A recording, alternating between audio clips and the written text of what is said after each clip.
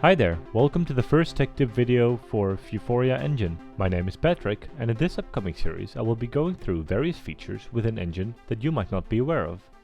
In this video, we'll be going through the lesser known play mode types when using Vuforia Engine in Unity. These are the simulator and recording play mode types that can be found in the configuration file. I'd like to show you how they work and why they can be of help for you. When you're still in the early development stages of your AR experience, it's suggested to use the simulator mode. With this mode, you can test the tracking and detection of targets without physical tracked objects or previously created recordings to test your project. When enabled in the configuration file, the simulator will create a virtual space that you can move your AR camera through during play mode. Underneath, you'll find other properties of the simulator. You can change the movement speeds, detection distance, and key bindings. In this example, I scanned a staircase environment with the Area Target Creator app and highlighted the emergency exit routes with some graphics and icons.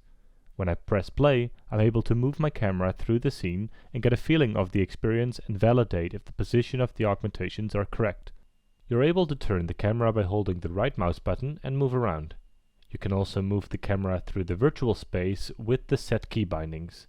In this example, we can use the WASD keys to move along the staircase.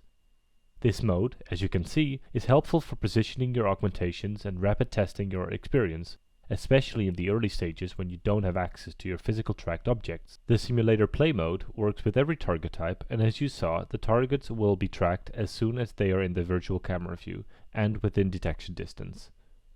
With recordings created through the Session Recorder API, you can continue to test your targets even when your physical tracked objects are not available to you. To learn more about how to create a session, check the description down below. In the configuration file, you can add your session. As you saw, I added the Session Recorder object and I already created a recording of the staircase environment. Now I only need to change the play mode type and add the recording file.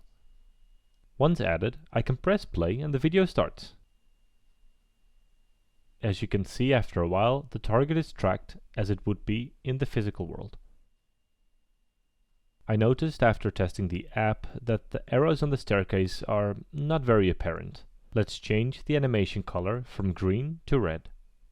I already created a different animation file, so inside of the animator, I'll switch the green animation to the red one. When I press play again, I can see that the colors have switched to red. Because we're using a recording, I can hot swap anything in the scene and test as if I were back at the staircase. No need to build the app again or to be physically there at the target location. Obviously, this mode is helpful when you're developing experiences with model and area targets, as these are not always accessible, such as factory machines or off-site locations. But these are also helpful to test with slight variations of lighting conditions or objects that obstruct the target. The recording play mode type works with every target except for the ground plane target. I'm Patrick with Vuforia Engine, and thanks for watching. You can find more information regarding the various play mode types in the description down below. Make sure to subscribe and share your thoughts for more tech tips from Vuforia. Enjoy developing, and until next time.